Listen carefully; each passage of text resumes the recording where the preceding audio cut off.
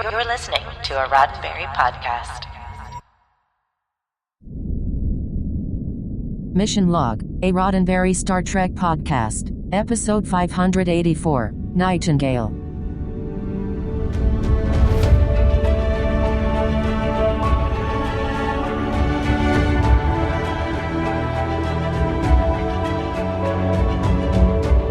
Welcome into another episode of Mission Log, a Roddenberry Star Trek podcast. I'm John Champion. And I'm Norman Lau. Each week on Mission Log, we answer the call to watch an episode of Star Trek and take command of the task of examining the morals, meanings, and messages and asking if the whole thing stands the test of time.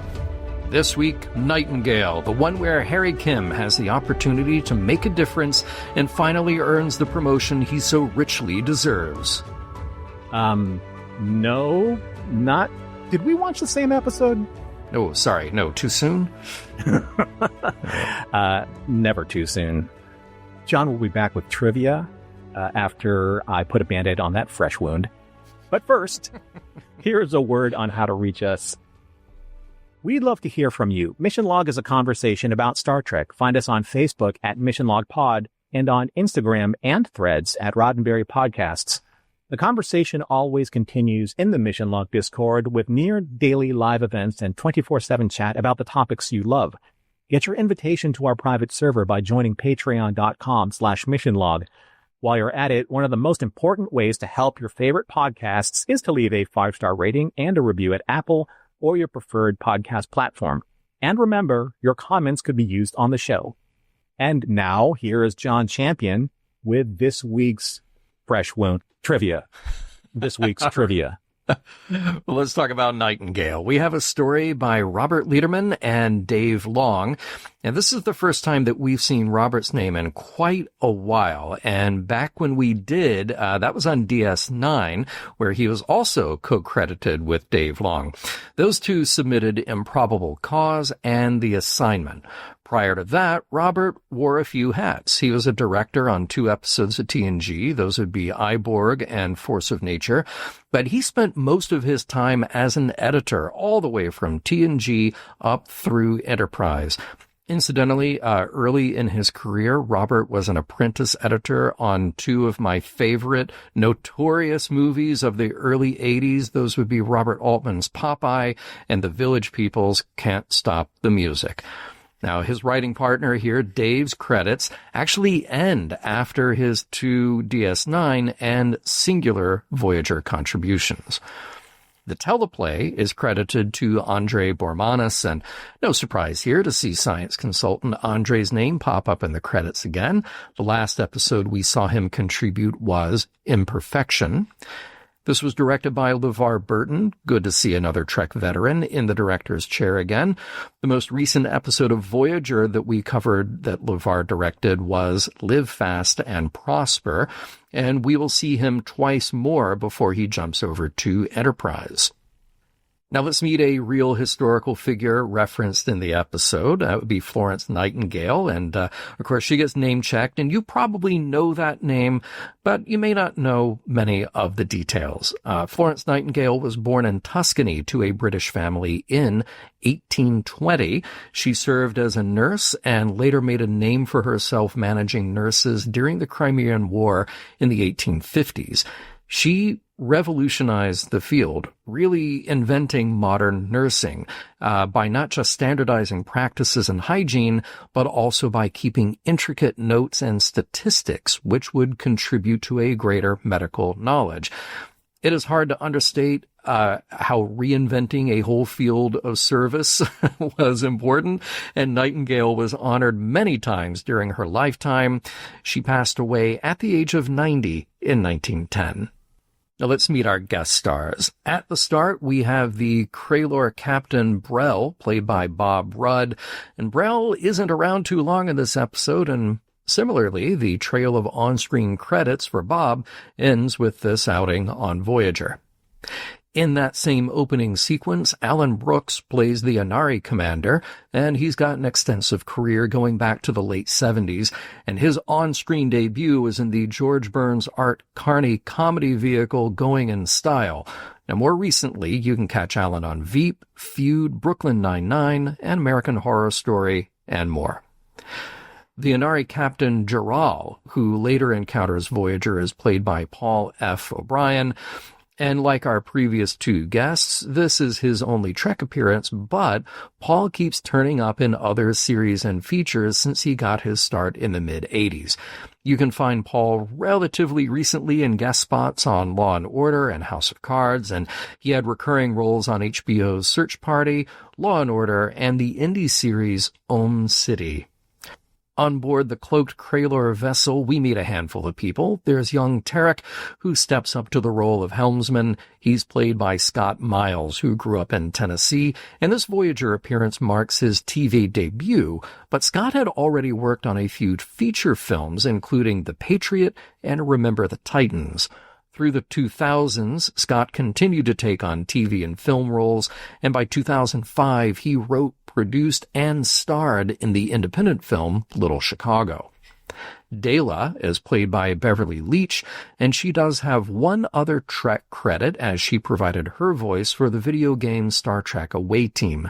Beverly appeared in numerous episodes of the long-running children's educational series Square One Television, recurred on The Days and Nights of Molly Dodd, and among her guest appearances you can count shows like Quantum Leap, Babylon 5, Mad Men, and Alien Nation. Finally, Ron Glass plays the, Dr. Loken aboard the Kraylor ship. Now, if you watched any TV from the 70s through the 2000s, you surely recognize Ron from his myriad of roles. He grew up in Indiana and started out in live theater. In 1973, he made his TV debut with a guest role on All in the Family, but it was co-starring on Barney Miller as Detective Ron Harris that made Ron a star. His later TV roles were non-stop, and for genre audiences, we also likely remember him as Book on the series Firefly and subsequent movie Serenity. We lost Ron in 2016. Welcome to the Delta Quadrant. We finally have an excuse to say it and wear the t-shirts. The starship is landing. Prologue. Voyager has landed on a remote planet for urgent repairs. Janeway checks in with B'Elanna, who bluntly reports it will take 6 days to fix the warp drive and other key systems. When the lights flicker, B'Elanna sends Mendez to investigate. Icheb quietly admits he restored power, impressing both B'Elanna and Janeway, who promptly reassigns him to assist with repairs. Meanwhile, aboard the Delta Flyer, a groggy Neelix is woken by Harry Kim as they begin yet another scan of a nebula in search of dilithium. Harry insists there's something there, but Seven reminds that the Borg, unlike humans, value efficiency, not redundancy. Suddenly, Neelix detects fluctuating energy readings. It's weapons fire. A hostile vessel charges in, firing past the flyer and hitting what appears to be a cloaked ship. Act 1. Shortly after witnessing the attack, Neelix picks up a distress call from a cloaked vessel. Despite Starfleet's non-interference policy, Harry insists on helping after learning the ship is a medical transport with casualties. When the enemy commander from the attacking ship orders the Delta Flyer to withdraw, and Seven confirms their weapons are charging, Harry acts quickly, using a deflector pulse to disable the warship's weapons, forcing the enemy to retreat. Harry and Neelix board the crippled vessel, discovering only passengers and a single young crewman. The officers are all dead. As Harry works to restore power and repair critical systems, he forms a connection with the crewman, drawing on his own early experiences in Starfleet to offer encouragement. He urges the young man to stay resilient despite the tragedy that has marked his first assignment. Meanwhile, aboard Voyager, B'Elanna finds Icheb eating lunch at his console, claiming it maximizes efficiency. She encourages him to take a break from his rigid routine and invites him to join her for a rock climb and some much-needed recreation. Back on the alien ship, Seven restores main power, the cloak, and propulsion, but no one aboard is able to fly it. One passenger, Loken, a doctor, reveals the ship is carrying vital vaccines and pleads with Harry to help. Though reluctant, Harry agrees to escort them to Voyager so Captain Janeway can assess the situation. As the ship cloaks and jumps to warp, they approach the rendezvous only to find 3 Inari warships already in orbit, putting Voyager at risk. Act 2. On Voyager, Captain Janeway hosts Inari Ambassador Jaral and begins trade negotiations, offering zeolitic ore in exchange for deuterium injectors and possibly dilithium. Their talks are interrupted by a hail from Harry, unbeknownst to Janeway, calling from aboard an alien ship who voices concern about the Inari vessels in orbit. Janeway downplays the situation, citing her simply making new friends. Loken convinces Harry that the Inari use diplomacy as a means of subjugation. After safely reaching Voyager, Harry brings Loken and his humanitarian mission to Janeway's attention. Though wary of risking their new alliance, Janeway listens to Harry, insists he couldn't stand by and do nothing. He also asks to lead the mission himself, without oversight from a senior officer. Harry wants a real command, citing years of service without promotion on Voyager. Janeway agrees but assigns Seven to accompany him, noting that her lack of rank preserves his authority. Meanwhile, Icheb seeks the Doctor's guidance on recognizing romantic interest, prompting an impromptu lesson in human attraction, while Tom tries to weasel his way into Harry's mission. Harry firmly explains to Tom that he is no longer interested in playing the sidekick to Tom's Captain Proton anymore. Later in the mess hall, Neelix offers a humorous but heartfelt lesson in confidence. Captains don't hesitate, even over lunch. Harry understands and orders plomeek soup with new resolve.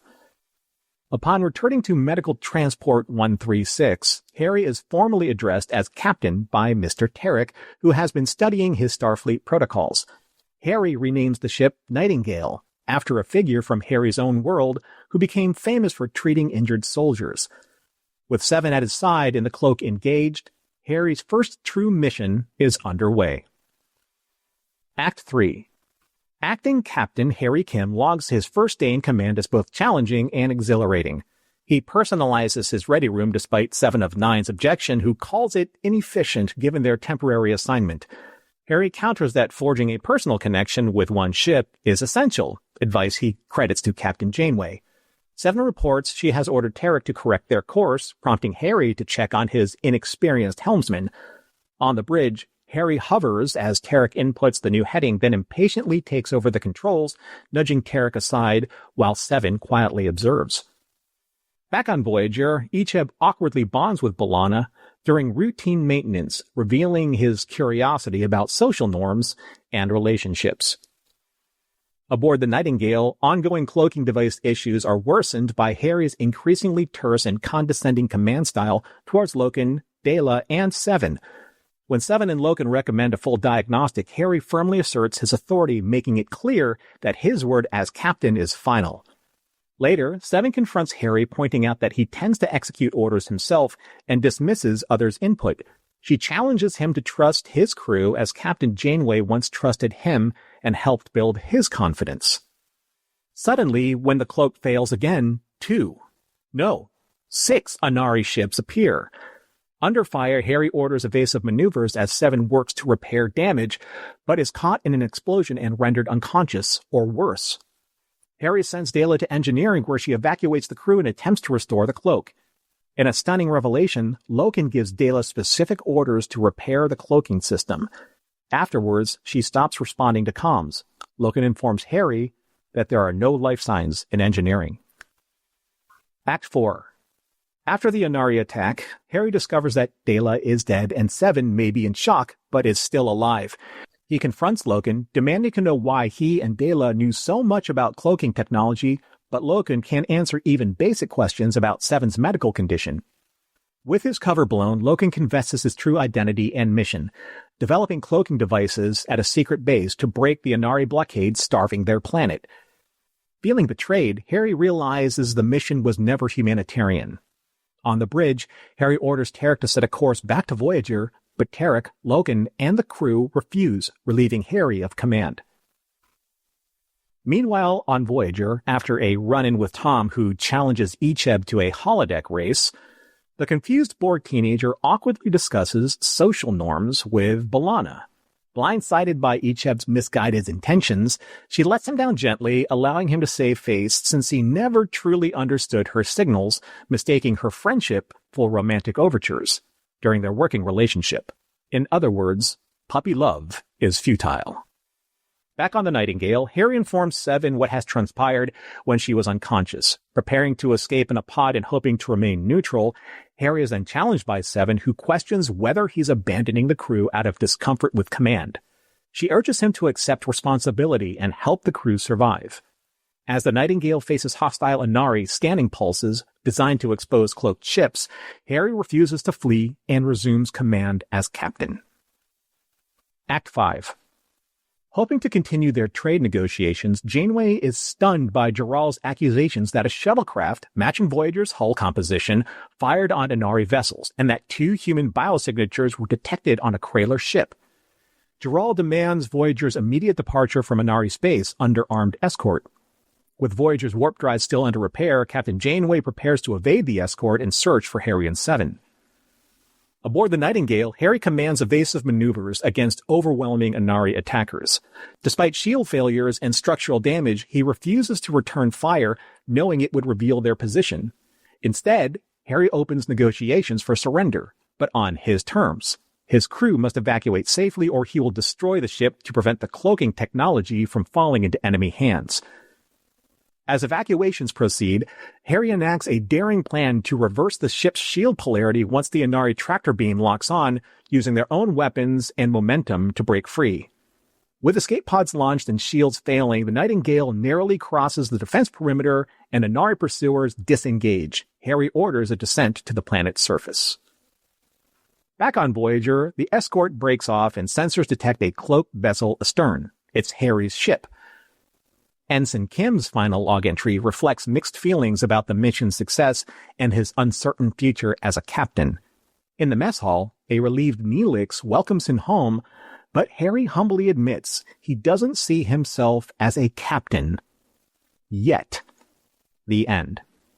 All right. Nicely done as ever, Norman. A lot going on there. A lot of intrigue. New things to learn in this episode. And the first thing that I learned from your recap is that we have a new drink name on the menu, which is the Groggy Neelix. Ooh. Yeah. Okay. Mm-hmm. Which I think, it sounds like a tiki drink. It really does. I mean, I think there's like a rum fruit juice thing, but probably with fur. So, and, somebody can figure that out. A wayward Talaxian toenail. Mm-hmm. Yeah, exactly. Just to make it authentic. Yeah. Would you serve that in the now defunct Club Bromed?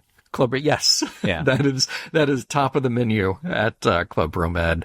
Long may she wave. It is always impressive to see Voyager landed on a planet. And even if the CG is a little bit dated, like you can tell early 2000s CG when you see people move. Like, even in, say, a big budget movie like Titanic, I mean, that's 1997. And remember, if you see the CG motion of people, yeah, it kind of takes you out of it. But it is just so nice to look at that ship, look at all that detail in a different context, different lighting. It just makes it all kind of feel more real. It might be the best opening CGI I've seen. And I've complimented the CGI before, like in a previous episode, we were talking about the comet at the very beginning of the episode. Right. I thought that was really well done.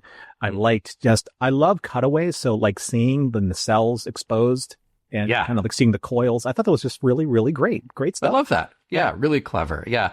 All right. Glad to see that Icheb is back and he's contributing to the crew. And I guess he fully recovered from his cortical implant donation. Good on him. There was an episode that we watched not too long ago where like the Delta Flyer gets snuck up on by a ship. And then now like Neelix picks up the phaser fire, but not the ship itself. You had one job, I guess. That's really because he had too many groggy Neelixes, I guess. I guess so, yeah. Now, there's a lot of stuff here that partially it's Harry's decision making, partially it's him kind of being cornered. And I know that we'll get into it in the discussion, but okay, he says up front that Starfleet policy is not to interfere in a conflict. But does that not get superseded by the policy to answer a distress call? That just seems like the thing that you do. I mean, bear in mind, we answered a distress call from inside the virtual world of Unimatrix Zero, did we not?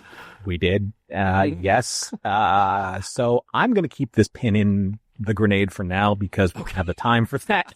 Okay. But you are absolutely right about that reference, for sure. Okay. All right. Well, we'll get back into that then. You mentioned the CG, and I really like the alien ships here. I really like the Inari and Kraylor ships. I think they look really cool. The cloaking effects are good. And then immediately, speaking of Harry sort of making some questionable decisions, giving tactical information about using their deflector pulse to disable enemy weapons. Like, we can't interfere, but by the way, here's this super advanced tactic right? that I'm just going to blurt out.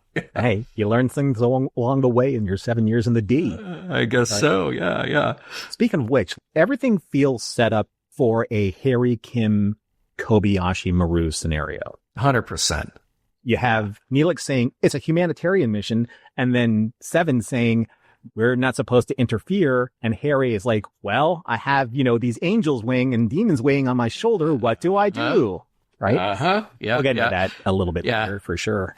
And I love how our unknowing aliens immediately rub salt in the wound. Like, how long have you been captain? Where do they get weapons though if they're just crew members?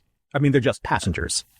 Oh, right. Well, yeah. And of course, they're not just passengers, but, I think, without skipping ahead too much, I think that actually helps the replay value on this episode, is knowing what the aliens know before we know. That's true. Yeah. But anyway.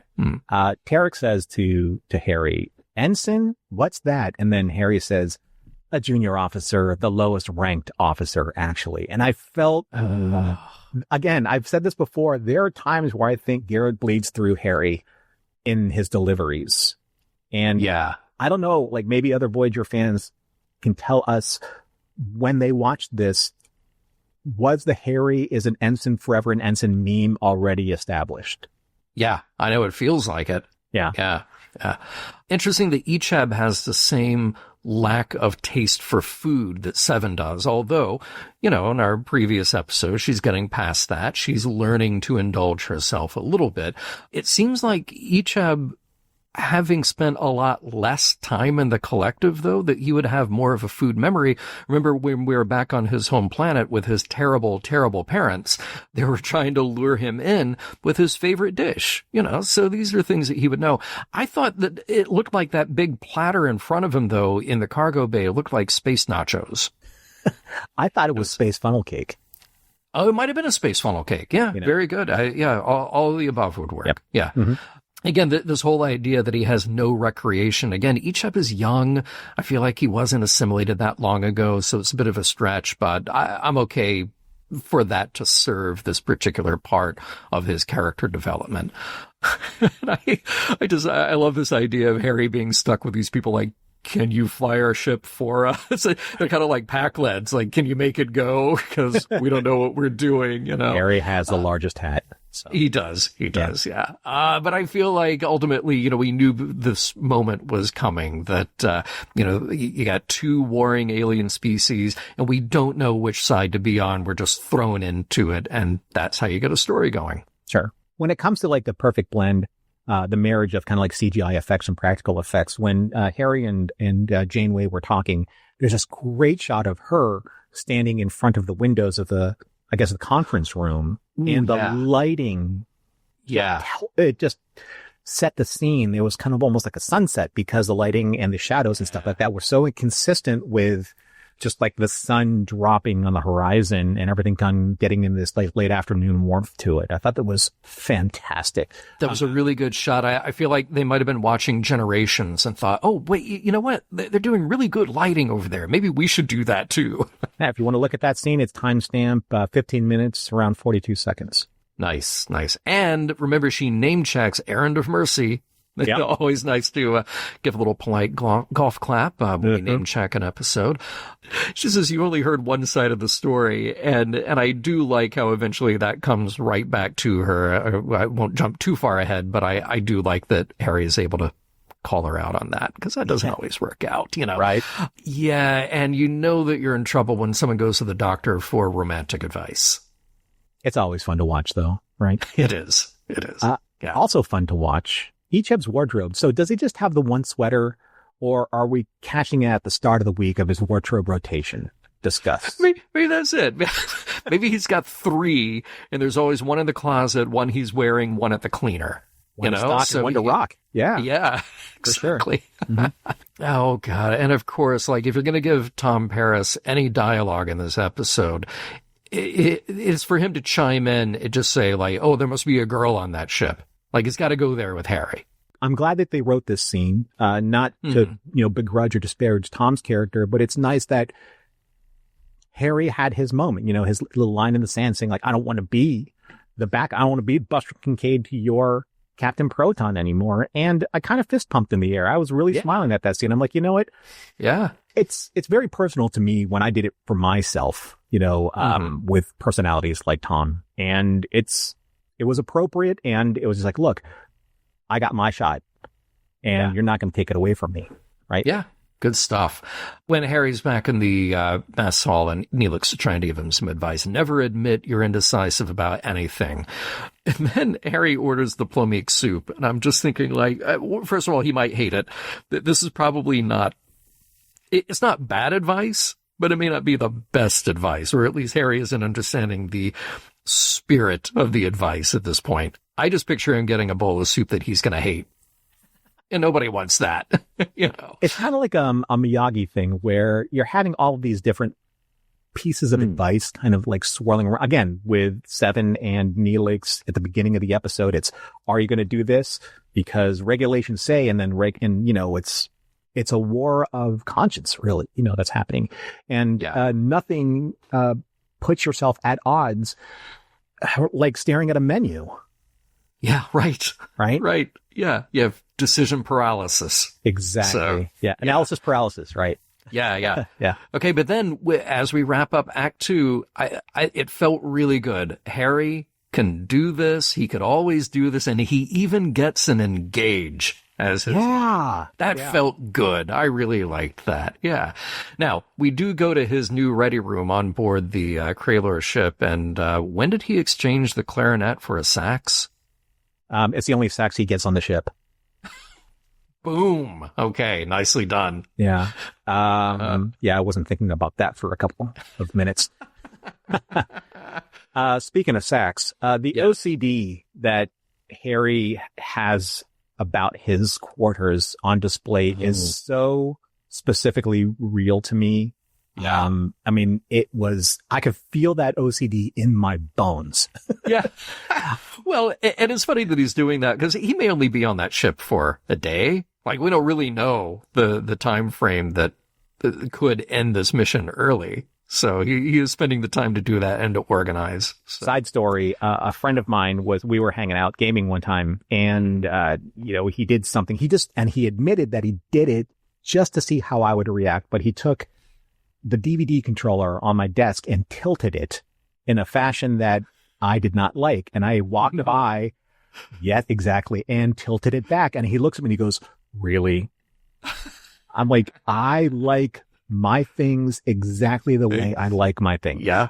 Yeah. Right. Yeah. Don't mess with it. Exactly. Yeah. Mm-hmm. We get the confirmation that B'Elanna and Tom still don't have similar interests. And she has seen, and I quote, enough of him since they got married. Ooh. Didn't they just get married?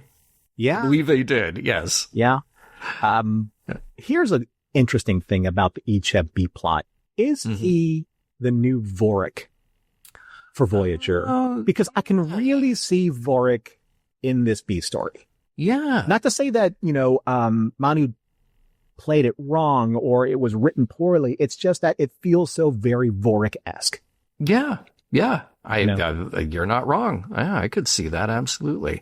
Okay. Really appreciate the scene of Seven spotting a flaw, with Harry and his command style. And she knows how to bring it up. I mean, she just cuts right to the chase. I think it's a very well written scene.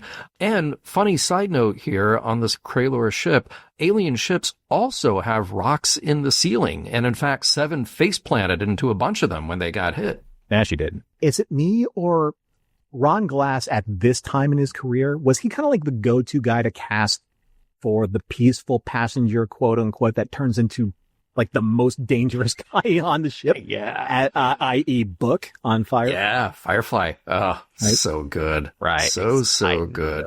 Yeah. Now we got to feel bad for Harry. It's his first command and he's already losing his crew. Circumstances beyond his control. But yeah, man, you got a mutiny on your hands, and Ron Glass, he is not a doctor. Right. Yep. Mm-hmm. So, after that scene, Harry walks by this really interesting light panel that took up most of the length of the hallway. But then when he goes over to talk to Tarek, that exact same panel design was on the back of Tarek's console and above some of the consoles around the ship. It's just a really interesting kind of design, geometric design pattern that, I don't know, informed us of the culture. Yeah, it was kind of that angular thing by overlapping lines, right? Yeah. Yeah. And I felt like I had seen that somewhere before, or maybe just an art piece kind of vaguely like that, but it definitely stood out. I think we're going to come back to this as well. This may not be the most important thing in the episode, but trying to wrap up this B'Elanna Icheb plot line, I feel like they, lost the plot, as the kids say these days. Maybe we'll just come back to that. Okay, yeah, because now we got Tom jumping in again. Not to disparage, again, to Robbie, but Tom's appearances in this episode feel really kind of forced, because all of a sudden he walks into Icheb and says, "Hey, do you want to race me on a program that I designed that I know implicitly? And you've never raced anything ever in your life, but I'm going to basically prove to you that this is manhood." The analogy for manhood. And when I beat you in this race, I'm going to prove to you that I'm the guy. Yeah. Because it was just weird. It was just two guys slugging each other in the arm and seeing which one, kind of buckles under the pressure. Okay. Also, the whole thing with the quote unquote state of arousal, I scanned you scene. I understand that it was played for an innocence, but I'm wondering how a scene like that would be received today, like the hot for teacher scene. Oh, yeah. Interesting. It might be the kind of thing that, honestly, if you were to write a plot line like that, not just even that specific scene, but I think it would be handled with a little bit more care instead of just it's bumbling innocence. Because you also think that, like Seven, Icheb has all the knowledge of the Borg rattling around in his head and probably has access to figure out things on his own. He doesn't just have to go to the doctor for these things. I understand we have to make it dramatic for the show, but something about it doesn't quite add up. Yeah. Right. And that's why I see Vorik being a little bit more successful in this situation as a character, because he's already established the awkwardness with B'Elanna and the Ponfar and all of that kind of stuff. Yeah. The Kim maneuver. Yes, I coined it. It's when he says, reverse the shield polarity, because who doesn't love teching the tech with the order to reverse the shield polarity? I have no idea if Andrea's I don't care if it works, it sounds great. Yeah. Today, we are minting that as the Kim maneuver. Also known as how to get yourself out of a hairy situation. Ooh, good. Somebody got Andre on the phone. Let him know that he missed that. I do like the end of this episode. I'm not a Captain Neelix nut anyway. We're going to probably unpack some of that in discussion, but I don't want to say this. I don't belabor the point or shower him with accolades, but great job by Garrett in this episode. Really. I think so too. And, you know what? Again, for fear of skipping ahead too much to my wrap up here, I feel like the ending is a bit anticlimactic, but I think Garrett plays it well. Even if it's not the ending that I would want for this episode, or for this character, no fault to the actors in this. For Harry, His first real command experience totally threw the book at him.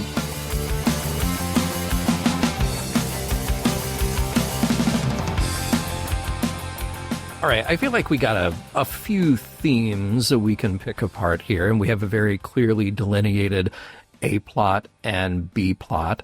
I feel like I know the one that is going to be mostly near and dear to your heart, which is, Harry's rising to the occasion.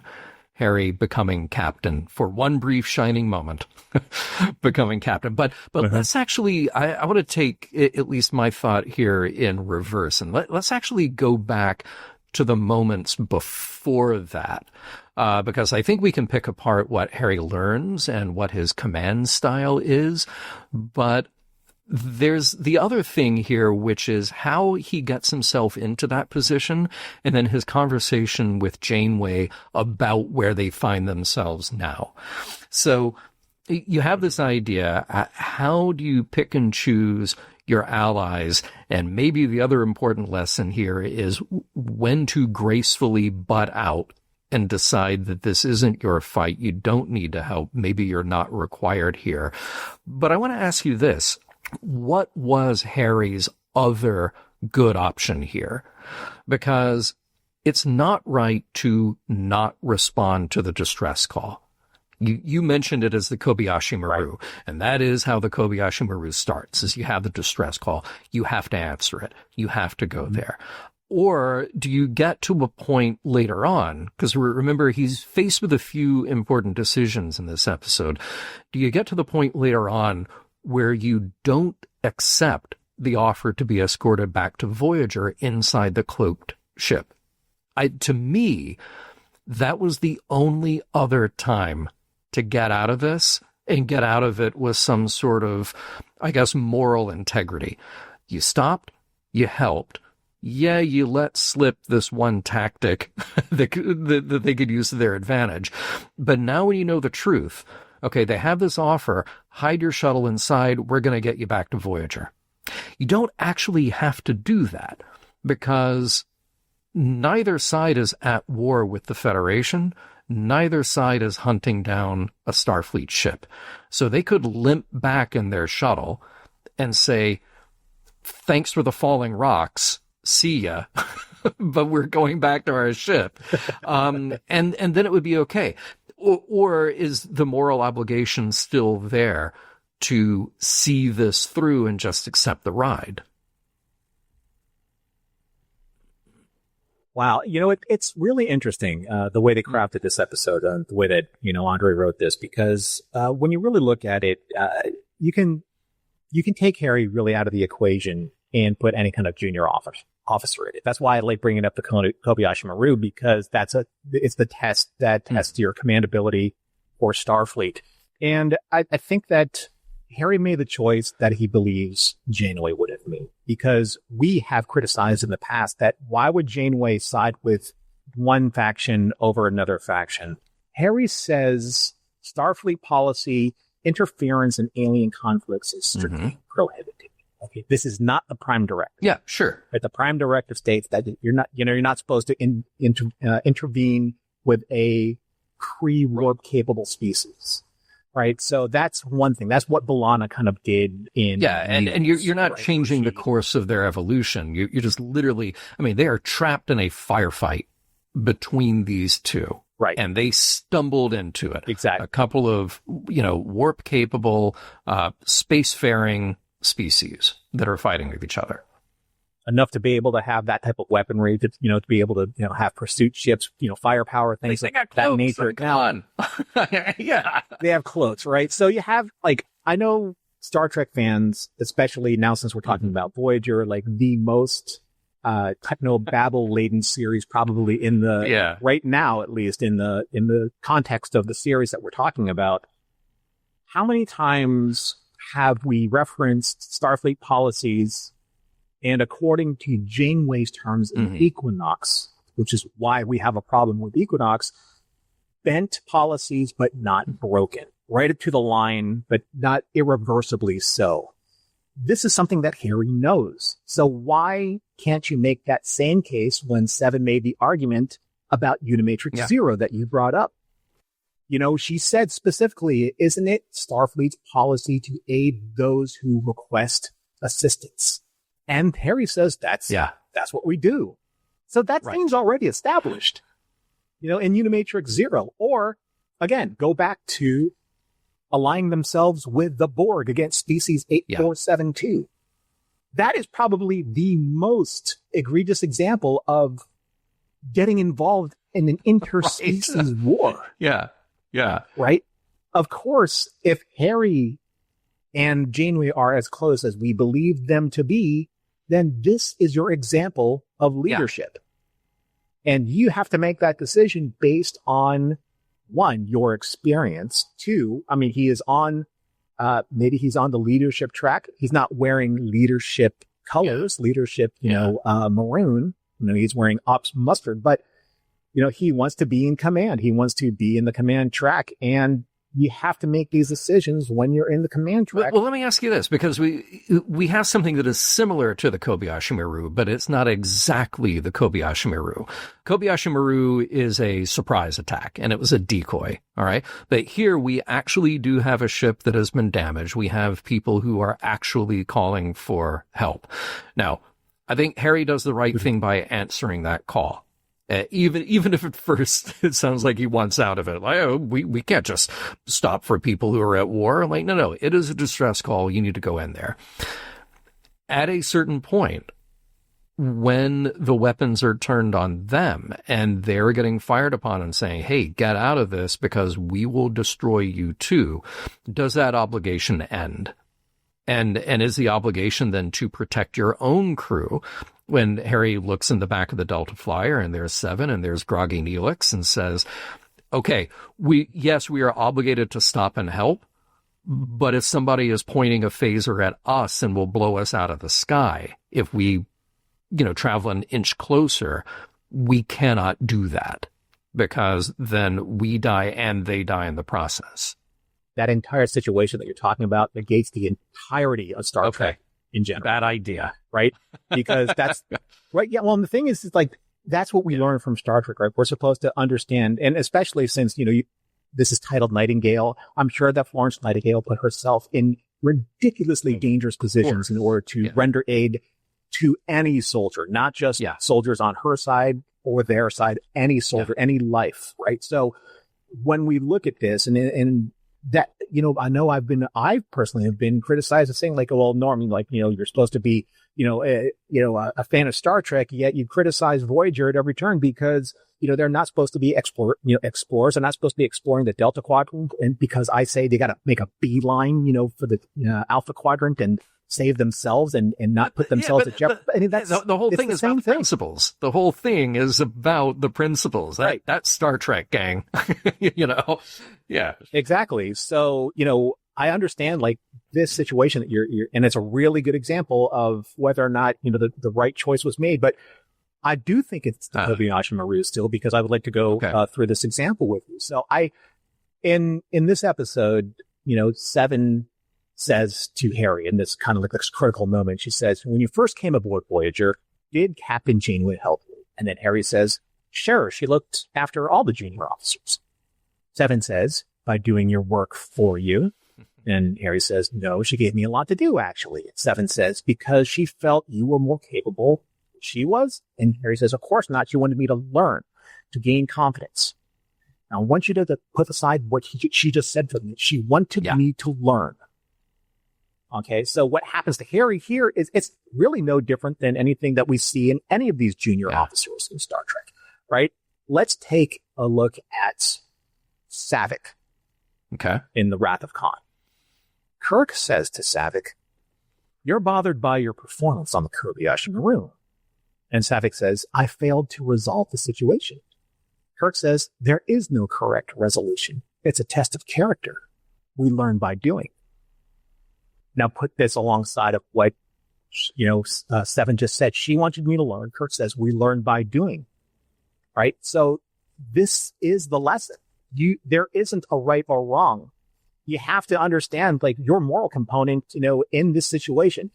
If he left the Kraylor, and Loken and all of them to die, and knowing that he could have done something about it, did he fulfill his obligation to Starfleet? And why they're there, right? Because again, if Voyager really wants to get back home and Janeway says a captain's obligation is to his or her crew, the way that Harry said that after losing Dela, then we have to take that in total and say everything that Voyager did in the Delta Quadrant was wrong, because the only thing that Janeway had to do was get home. But they don't. Yeah. Because that's the Starfleet, premise, being able to explore, to make alliances, to gain the trust of others, to bring Starfleet wherever Starfleet exists, right? In this case, just on Voyager. So I personally, yes, he made some mistakes, definitely with his leadership style, but it's not the style that's really of concern. It's the decision that's of concern. And he does it because he was given the example to do it by his superior officers. Well, I mean, look, even if you were to try to make some sort of make some sort of list of priorities, even if getting home is the most important priority, I think the one that outweighs that is protecting your crew and protecting your ship. Ultimately, the captain's responsibility is everybody who is on that ship, whether you're a Janeway with Voyager or you are a Harry with the Delta Flyer in this case. So once you have assumed that position and assumed that responsibility, you do everything to help them. Also on that list is, in Voyager's case, get home. Okay, great. Yes, you got to get home. And we know the direction we need to go in order to get home. But there will be things that come up along the way. We need supplies. There will also be people who get in our way, and we need to figure out how to negotiate and be diplomatic about getting around those obstacles that are in our way. And that's where the rest of their Starfleet training comes into effect, because then it's a matter of, well, what do we do that is ethically right, that protects us, but also leaves these people in hopefully the same or better position than we found them. We're not interrupting their development. We're not getting ourselves in the middle of a war.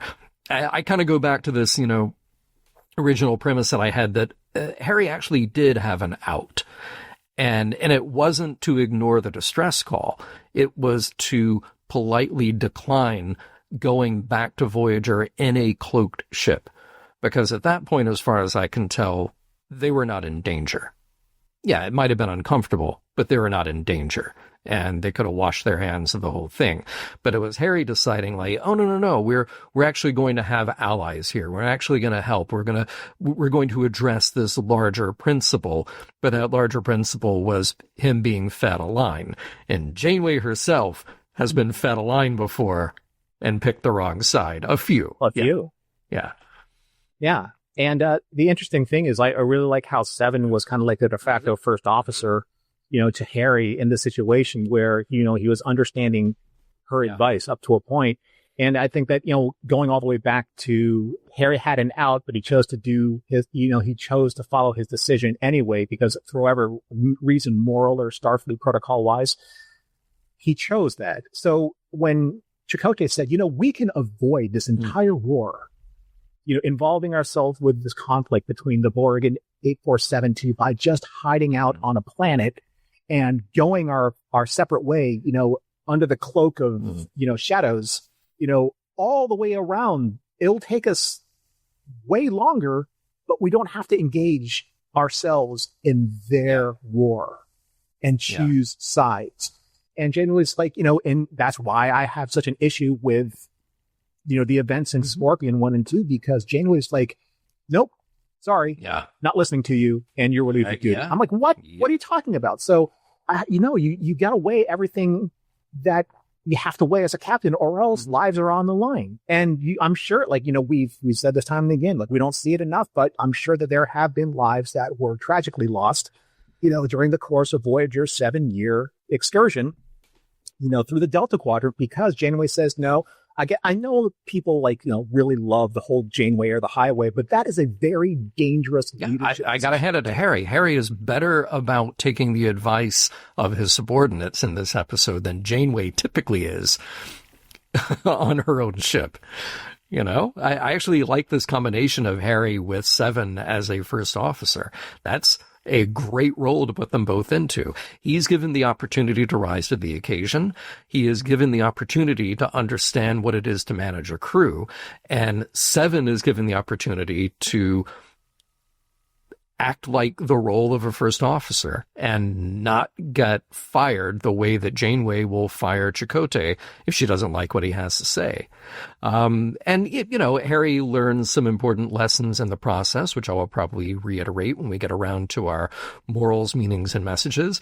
But I like that Harry is learning from the experience of being on the job, just the way that the people who are under his command are learning with the experience of being on the job.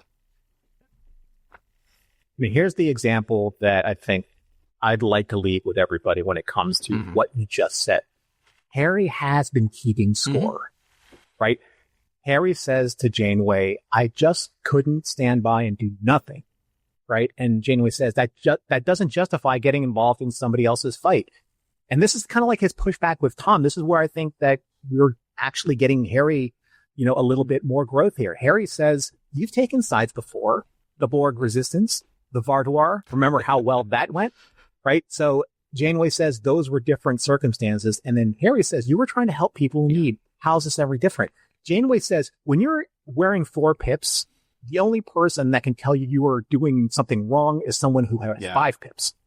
And then on the line, right? There's a great scene in Saving Private Ryan where Tom Hanks's, Captain Miller says, I don't complain up, I complain down. Right? Because no one can say anything to me otherwise because I have these stripes. Same thing with Janeway. It's like no one in the Delta Quadrant technically outranks her. Right? Except for maybe the Doctor, who hasn't used that really to, their advantage in any severe form. So it's like, Harry's like, look, I'm just doing what I saw you do. So why can't I do this? Aside from the fact that you have 3 more. And honestly, this is why I love Janeway not being a hard ass here. She's actually listening to the logic of his argument, and she says, you should join the Inspector General's office. You'd make a great attorney. That's great. That is the way that Janeway should be in this kind of situation. Yeah. James Kirk would put on red tights and invite each Ed to wrestle. But Tom Paris? Tom will ask him if he wants to race. Actually, I'm not sure who is more wrong.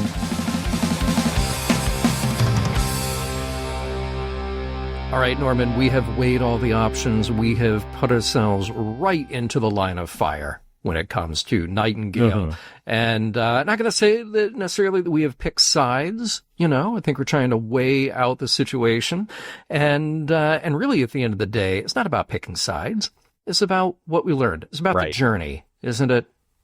Yeah. Exactly. So part of that journey on Mission Log, of course, we get to the end of the show and we ask each other if the episode held up and if we learned anything, if there are morals, meanings, or messages to walk away with from this episode. So, Norman, I pose it to you first. Does Nightingale hold up? Well, not to use these episodes, the original series episodes, as euphemisms for how I feel. I mean, this isn't really an errand of mercy watching this episode, nor was it a private little war. So, watching it in terms of how I felt. All kidding aside, everyone that has been listening to our Voyager coverage knows it's no secret that I've had a personal invested interest in Harry Kim and how the series either developed or neglected the evolution of his character, the crafting of who he is, over the course of these 7 years so far. I've also said that I would be as honest as possible when it comes to my critical analysis of every aspect of my experience with a Star Trek episode that we review, right? Whether it's the story or the acting or the production or any particular character, including Harry Kim. So, since this is an episode that specifically focuses on Harry Kim, I've been waiting for a long time to see how his character has manifested all of these nuances over the course of these almost 7 years, and how we have come to where he is right now in Voyager. So does the episode hold up for me and for my personal stake in the Asian representation of Harry Kim, the character, and Garrett Wang, the actor? Does it hold up for me and stand the test of time? This is what we're talking about. These are the questions, right? Well, in all honesty, I think when it's said and done, all it's said and done, I think the final analysis of Voyager season 7, I'm remembering a comment that I read online, and it went something like this. When the writers ran out of episodic content for 7 of 9 episodes, they realized they had a great many ideas for characters who were sidelined ever since season 4. I think that's fair to say. Not to begrudge what Jerry brought and 7 brought and the arc of her character, who has been fantastic, right? And we've said that before. We see that there's a kind of like a return to writing for these original characters, kind of like the OG characters of like seasons 1 through 3, in varying degrees of either successful or not so successful episodes. Critical Care, we just recently did, that was a phenomenally written episode for so many reasons. And one of those reasons is Picardo's doctor, right? Drive, I don't think that did any favors for Tom Paris. And we've said so about that episode. Repression was, wow, a great Tim Russ episode and a Tuvok episode, but what did it do for the arc of his character? And now we've come to Nightingale, right? Because it just feels along the same lines of, it was a great episode. It did a fair amount to at least flesh out a part of Harry's arc, but is it too little too late? When you isolate this episode, or you treat it as an isolated episode, it's a Harry-centric character episode, and it's great. But is it great in the stage of the journey of Voyager? Yeah. Right? So it does hold up for me, but for very specific reason. Number one, Garrett's performance. I think that Garrett is really, really good in this episode, but I also think that he's channeling something that transcends the page. It transcends Harry Kim. I think that there is a lot of real Garrett in his performance, and especially in some of the things that we see when Harry pushes back on certain characters, Janeway, Tom, even Loken. It's just kind of like, I earned this, right?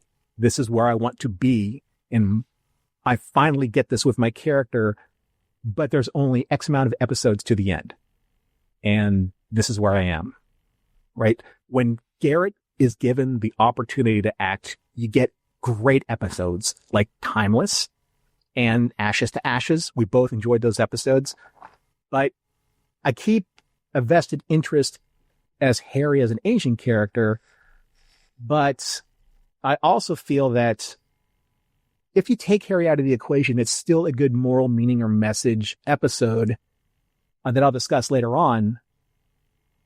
If you say take Harry out of the equation and put in a different character in this test of leadership position, right? So it doesn't necessarily, like, you don't really learn anything more about Harry, the person, the crewman. You learn about Harry, the officer.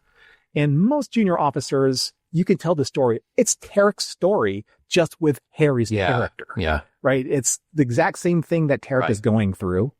It's just that Janeway handled Harry's situation far better than Harry handled Tarek's situation, and the growth of what we've learned in between. And that's where I think, great episode, great moral meaning or message that I'll talk about later. Is it the best Harry episode? Not really, but it's a great Garrett episode because of his acting. Interesting. Okay. If that makes sense. Interesting. Right? And by the way, I mean, it's kind of a side note here, but this is why I really like what we do. It's because no matter who sits in these co-host chairs, me or you or somebody sitting for me or somebody sitting for you, we're bringing our very specific point of view and our very specific set of experiences to the way we break down these episodes. And it doesn't mean that it is the sole or right way to do that, but we're kicking off a type of conversation that then gets to be batted around by everybody else who hears this. So I really appreciate that you have your specific insight and your specific experience when it comes to Asian representation on a show or on a franchise like Star Trek, and now very specifically with this Asian character front and center like Harry Kim. It's a whole perspective that I would not have gotten except for, following people like Phil Yu or, talking to Garrett every now and then about it, hearing his thoughts about it. One small detail that I forgot to add. Mm-hmm. For what it's worth, since season 2's Deadlock, we've been dealing with the quote unquote in-universe character development of Harry from an alternate timeline. Yeah. Right. And who knows if there was what they call a butterfly effect in Harry's prime timeline history before he was sucked out into space that may have minutely changed who he was in order to be a better leader, but we get this version of Harry that never experienced that butterfly effect and became this type of character. Yeah. Interesting. So I'm a little more on the fence than you are about this episode. And I appreciate the things that you appreciate here. I think Garrett is great. I think, Jerry is always great. I think the premise, the setup is fantastic. I love putting our characters in the situation they are. And you could take somebody else. You could take a Tom Paris or a B'Elanna or a Tuvok and test them in the way that this... Tom, because I think he could earn something here. Not because I think Tom is a good character, but I think when you actually put them in a serious situation, then, see what unfolds and see if they earn what's next for them. So I love the setup. I love Harry being given an opportunity and seeing him do everything that he can right up to the limit of his abilities. I think the political intrigue of what's going on with our aliens, great, fascinating, and a good idea to have Voyager and Delta Flyer separated. And of course, we can kind of feel it coming. We know that they're aligning with opposite sides here, unknown to each other. That's fine. Great setup. Great way to get into the story. Ron Glass, oh my God, delivers because he's fantastic. How can he not? The reason this episode doesn't hold up for me, though, is not because of the episode itself. It's because of where it sits. To me, this is so much of too little too late. And that's what you were just talking about. We got a Tuvok episode. We got a Doctor episode because we either forgot them before or the writers allowed the great 7 of 9 stories to immediately take precedence. And it's a weird thing, right? Because in TV, when you bring in somebody new to an established cast, usually waiting for that new character to work their way into the established cast. But in this, it's the opposite. That new character comes in and just completely upends the show, upends the dynamic. And now we're waiting for the rest of the cast to come back and find their footing and get the great stories again. But look at what's already happened. Oh, wait a minute. We're here in season 7. Oh, we forgot about the Maquis. So here they are again. We're going to do a thing about them again. Yeah, we forgot about giving the Doctor a great episode. We forgot about giving Tuvok a great episode. And now, oops, we forgot about giving Harry Kim another episode. And he's been great. Garrett has been great in the episodes we got before where we made Harry front and center. He always delivers. So here he is now, only we somehow feel the need to take it all back from him at the end. And that's my problem with this episode, because this episode would have killed. It would have been great if it was in season 2 or 3. Now, granted, hard agree. Yeah. 100%. You don't have 7 there to be the first officer, but that's okay. Put somebody else there. You'll figure it out. Tuvok would have been amazing in that because of the friction that they had in early seasons. Yeah, exactly. And here's the thing. If you'd put it in season 2 or 3, then we could see Harry given another opportunity to finally earn that lieutenant pip. He could have done this. It could have been a great learning experience. He could have had his consolation from Neelix. He could have learned a hard lesson. And then you get to season 6, season 7, and he's got another opportunity. But wait, he is way better at this now than he was the last time, right? And instead, what did we get? We wasted how much, time during a couple of seasons to have Tom get demoted so he can then get promoted again because Tom. I don't get spending the time there because I feel like that is not a character who has really earned that redemption story.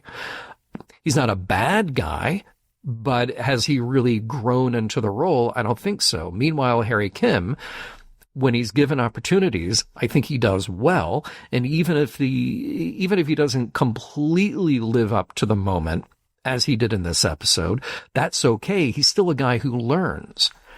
And that's why this learning moment should have come earlier.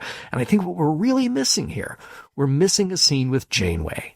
Think back to those early episodes. And granted, we do get a great Janeway, Harry scene here, but think back to those early episodes where it's really familial. She's really maternal to him. And then they're kind of growing maybe out of that role a little bit. She's realizing, wait a minute, he's becoming more mature. He is taking on more responsibility. And that old dynamic doesn't completely work anymore. And what we need here is to put a button on that arc for these two characters. Harry is robbed of that moment, and instead what we get is a scene with Neelix, which is fine. It's, dramatically is there to book in the earlier scene, but it would have been so much more satisfying for me to see Janeway lift him back up and put him back on course to get that promotion the next time. It's like what she did for him in Emanation. Yes. And that's the scene that I wanted. And again, it would have worked better if this had occurred during season 3. Sure. Also season 4. Sure. 7's new. We can still use her in that role, but really give us that moment, because then we would feel confident. Like, yeah, Harry is on the right path because he's been on the right path. And there's just been a few more steps in between for him to take. So there's so much working for it. and it's in spite of Garrett's great performance. It's in spite of the interesting politics. It's in spite of some great effects, that I can't quite let this episode roll, just on the other side of the fence to say that it holds up for me, because it's really all about the context there. But I do think that we explored some interesting themes. I think those morals, meanings, messages really resonate, and they work for the characters, but they work in bigger lessons. And, we really hit most of this in the previous segment, but I love the episode's examination of rising to the occasion, trusting your crew, and learning from that experience. Don't micromanage. You don't do your crew's work for them. The thing about Harry is that it's almost like a Tuvok moment here. You can't teach somebody to be confident, but what you can do is you can give people the opportunity to grow into it. And I love how Tarek and Harry parallel the Harry and Janeway relationship in that respect too. Uh-huh. It's really nice. And Janeway actually does what Harry needs to learn to do. He needs to learn from that example, because Janeway is like, yeah, you should do this. I'm going to give you the opportunity. Go. And that's what obviously Harry needs to do for his crew. And honestly, that's how functional organizations work. That's how functional management works, is by establishing that trust and letting people grow into and experience that kind of confidence for themselves. It will carry over into the next things they do. Now, something we didn't talk about in the last segment, and that is poor Icheb. that is, but look, it is played in this like quasi comedy, the sort of uncomfortable comedy that he's adolescent and he's reading the wrong signals. And unfortunately, Tom is really the wrong guy to try to explain this to him. Kudos to B'Elanna for actually being the mature adult here, because another version of B'Elanna would just be beside herself. She would overreact. She wouldn't be consoling and helpful to get through this. But I said in the last, or actually in the observation segment, I feel like that plot line ran out of steam, and we could have put a more gentle sort of learning moment on it.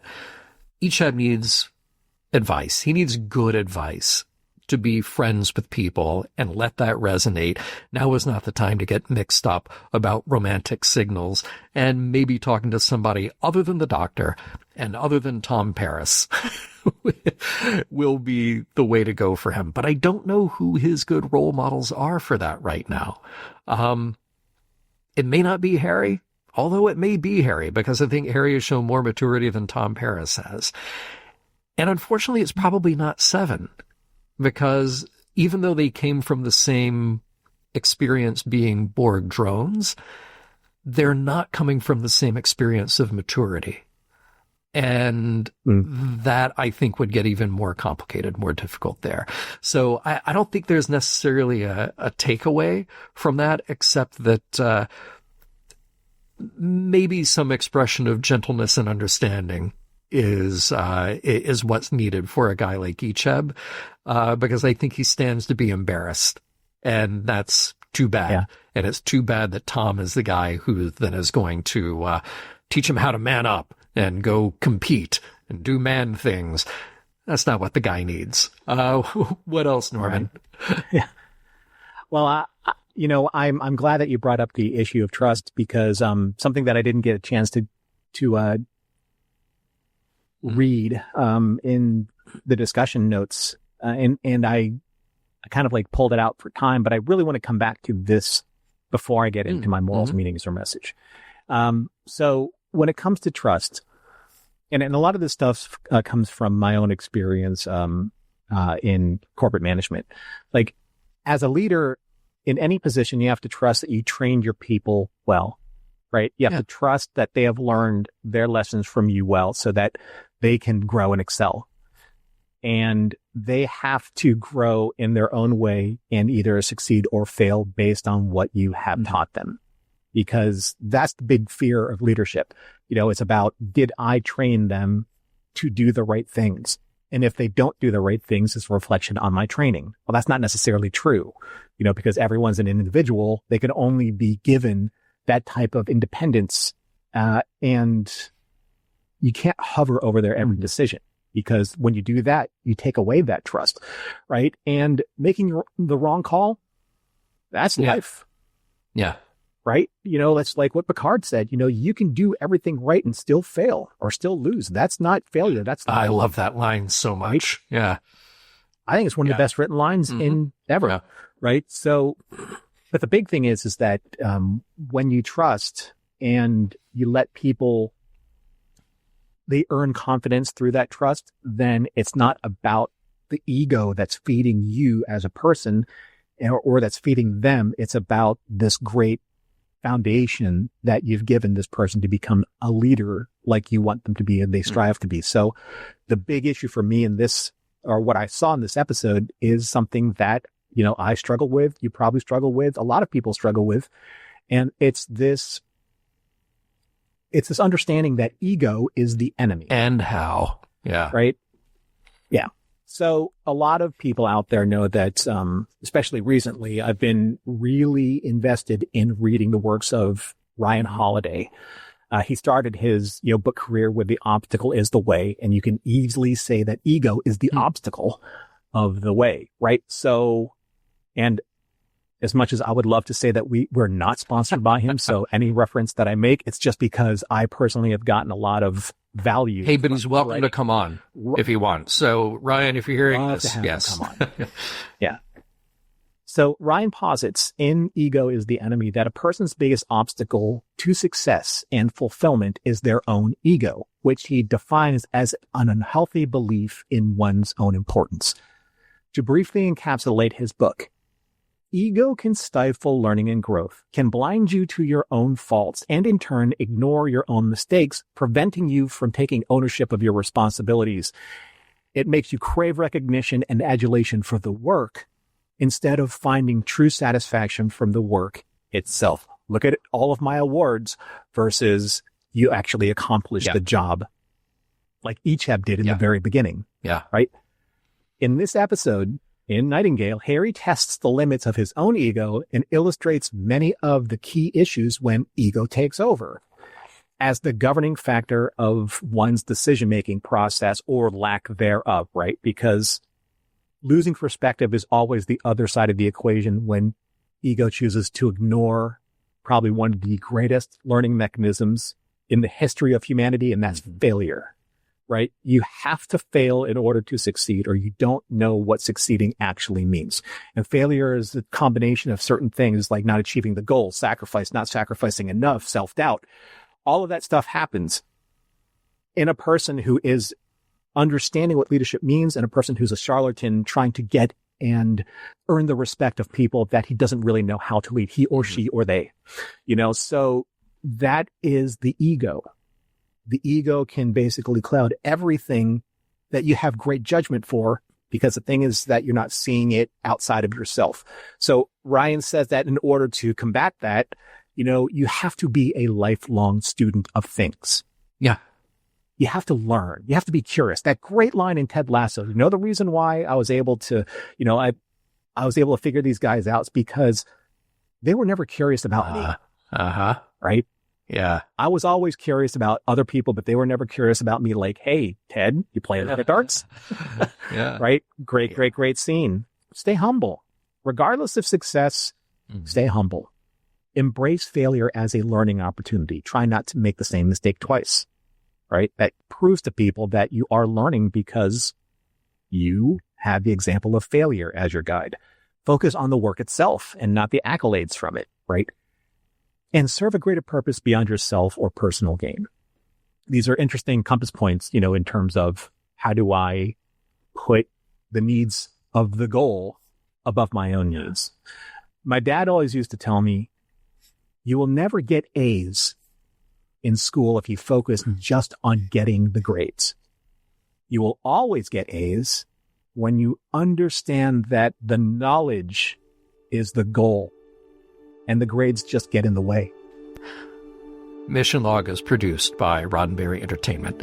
If you'd like to support us directly, you can do so at patreon.com/missionlog for early access to shows and the Mission Log Discord. Our website is missionlogpodcast.com, and for more Star Trek news and discussion, visit trekmovie.com. On the next Mission Log, Flesh and Blood.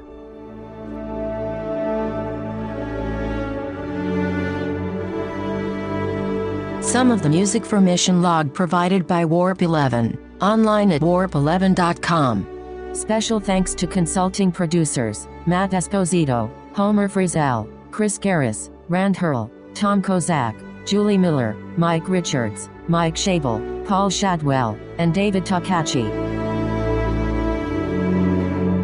In the best tradition of the Groggy Neelix, what are your ideas for Voyager drink names? How about the Silent Borg twins? One drink will leave you speechless. Leave your ideas in the comments.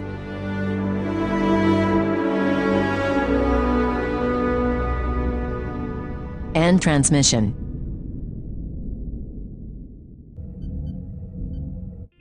This is a Roddenberry podcast.